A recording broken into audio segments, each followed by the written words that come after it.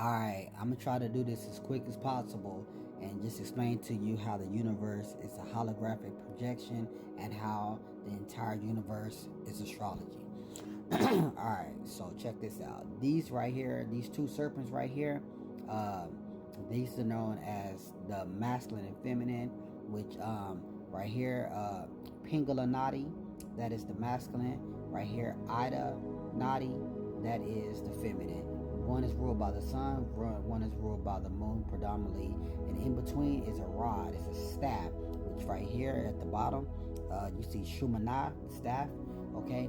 That is the androgynous neutral staff that where they swap in between because they're intersecting, right? Now, every one planet rules two signs, right? And so every one planet rules two signs. On that root chakra down there, Muladhara chakra, that is ruled by Saturn. The feminine side is Capricorn, the masculine side is Aquarius. Then it switches over because these serpents are intertwined. And so it switches over, and this next one is ruled by Jupiter. That will make your masculine on the other side, which would be Sagittarius, and then the feminine Pisces. Then it switches to that yellow one right there.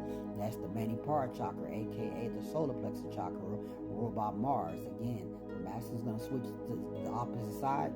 It's going to be Aries, and on the feminine side, it's going to be Scorpio.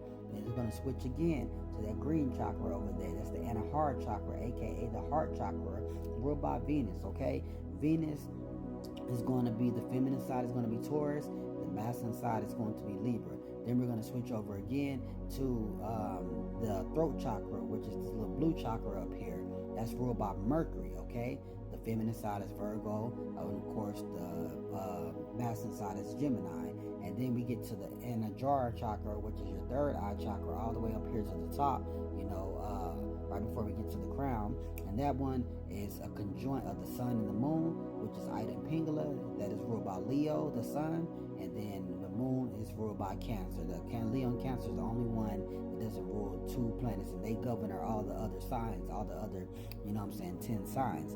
Now, so when we talk about astrology and I'm reading charts and we're doing all of these things, it's actually based off of this symbol right here, because these are your chakras inside of your body. So the planets are indefinitely inside of your body, and they are projecting a holographic image of light outside into the universe, not the other way around. So when we say these planets are transiting, they're shifting, these things are moving, yes, and definitely the astronomically planets, the bodies are switching. But understand, this diagram right here is a diagram of your bodies, of your three bodies, because within these chakras you have dimensions, and each of the Muladhara chakra rules this physical, you lose your physical body.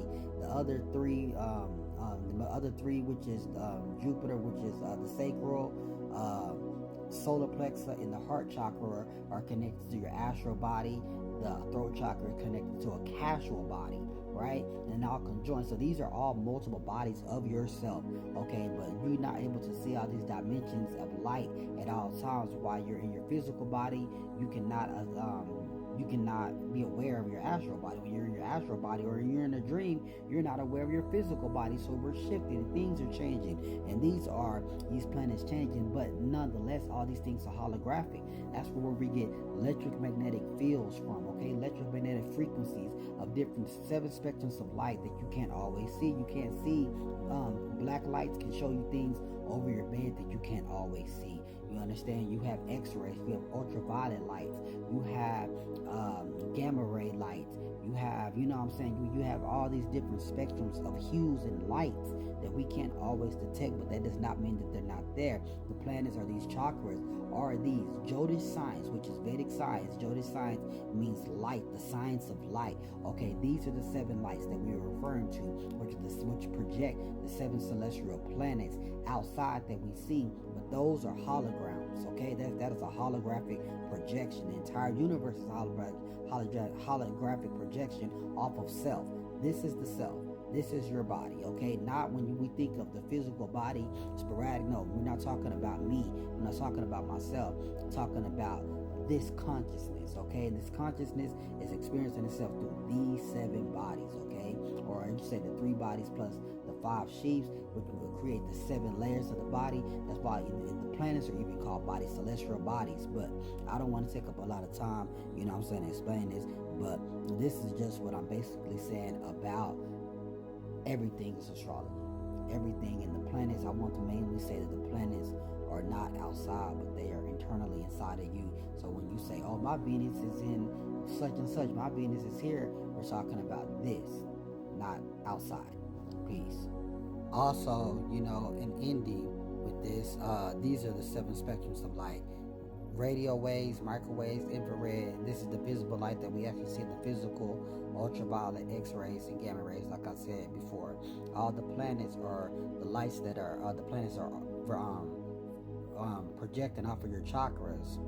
Actually, have all of these in them, and they also encompass, they embody all the other bodies that I spoke of before, which is the physical body. Those are the physical astronomical planets that we see outside, but the planets also have an astral body and a castral body as well, just like us, because we are also in consciousness as one consciousness, experiencing the entire universe together as one. That is why it's called a universe, a union verse. A union means unity, one song, one verse, and we are but one note of all the song. In harmony, we play.